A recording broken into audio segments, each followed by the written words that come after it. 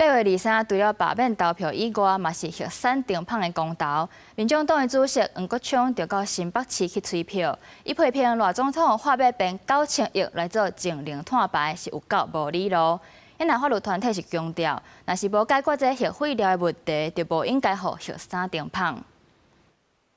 跟我们所有新庄的乡亲好朋友，拜托大家，这个礼拜6就要投票了。各到新北市车扫，民众党主席黄国昌拍拼催823，核酸中期公投投票率，前一日搁较发射总统赖清德公开辩论，后定也回击应该先甲2018年反省的家己辩论后，黄国昌对民进党火力全开。当这么多的声音，当这么多的方向都告诉民进党政府，是时候放下非核家园这个意识形态的神主牌的时候，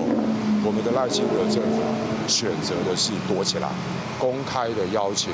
民主进步党的主席赖清德，我们一起面对国人同胞，要用说明会的形式，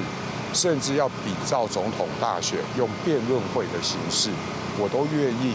配合赖清德总统他的偏好。对赖总统单出2030年以前被变到9000亿预算做净零碳排，黄国昌表示，创案的能源政策之下，目前台湾主力是火力发电，批评政府逻辑错乱。也毋过，平东县长就春美伫社群平台发文指出，今年是乡村建设150周年，选下来核酸中期公投，毋是礼物，是创治，更加是糟蹋。